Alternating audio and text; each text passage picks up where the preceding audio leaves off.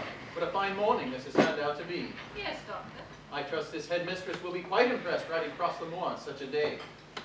Perhaps she could join me for tea. I dare say she might relish a bit of civilized conversation, living as she does in the company of spinsters and orphan girls. I'm sure she'd be quite glad to buy you a headset, sir. Beg pardon, Doctor. It's Miss Winthrop, sir. Ah, yes, madam, come in. Do come in, please. Good day, Doctor. This is our housekeeper, Mrs. Medlock. How do you do? I trust you had a pleasant journey. Actually not. I've always found scenery by itself to be quite tiresome.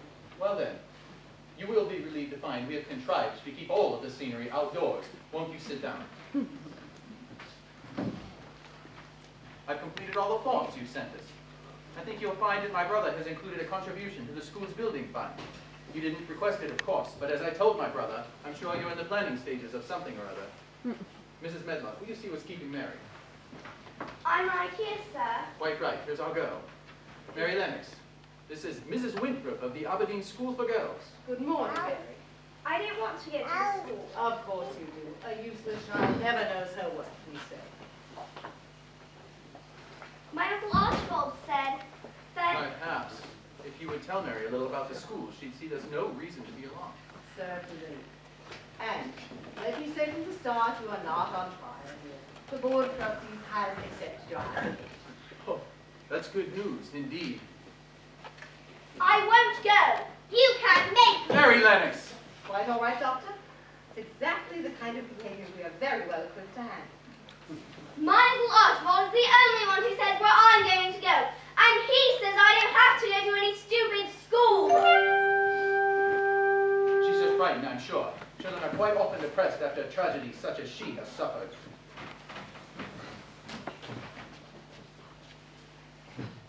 Of course, Doctor. Perhaps you'd like to see some pictures of the girls at work. I have several samples of the very fine lace from which our girls I hate you. You're a horrible, ugly pig. That's quite enough, young lady. Your school is a filthy rat hole full of rats and dirty men. And all anybody really does there is scrub the floors. I hope you get hit by a lorry on your way home. And your ugly head rolls off into a ditch. And gets eaten by maggots. I hate you, I hate you, I hate you. If I'm sent off with you, I'm going to bite your arm and you're going to die. Get out of here. Go away. Go away. Go away. Of course, we have had one or two cases of this severity. Mary Lennox! Marshal! Marshal! Corabouche! Marisha Tango! Marshal!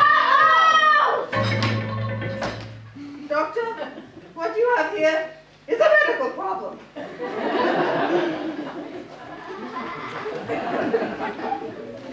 I'll speak with Mary alone, Medlock.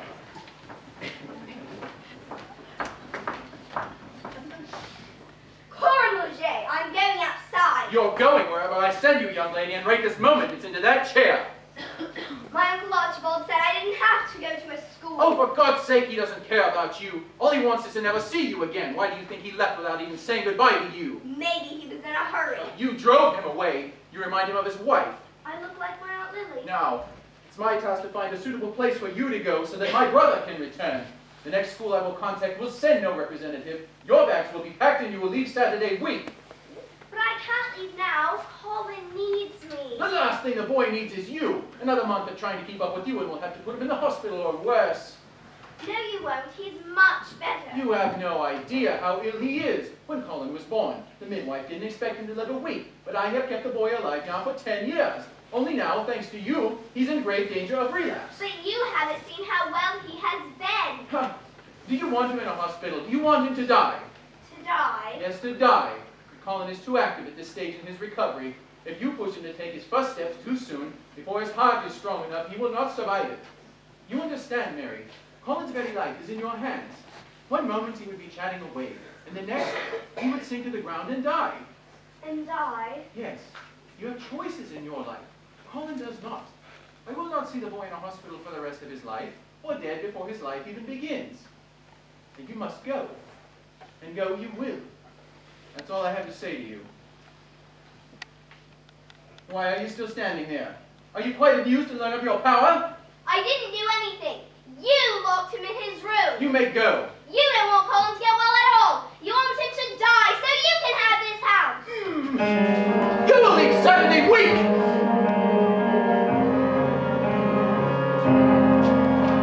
There's nothing here that I want. How dare she make this claim? Isn't it clear what I want? To serve has been my aim. Still, I have to wonder who I'd be if it all belonged to me.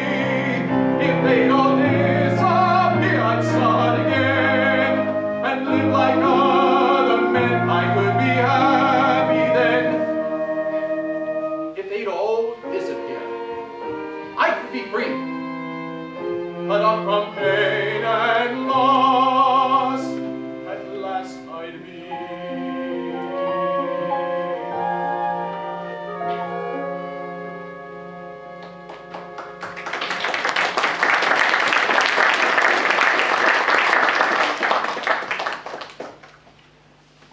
You had nothing to do with your uncle's leaving, Mary. Weren't you, child? Your uncle liked you, I know he did. Didn't he bring you clothes and give you books and say you could have a garden? Well, didn't he?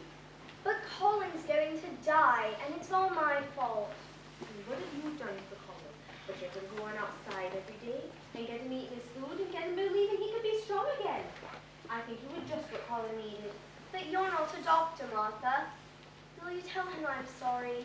I mean, after I'm gone, will you tell him that I didn't mean to hurt him? I didn't want to go. I think you better tell him that yourself. I can't, Martha.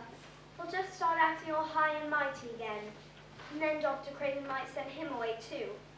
You're talking like you're already gone, Mary. I am gone, Martha. I wish I were a ghost. No ghost could do what you've done in this house.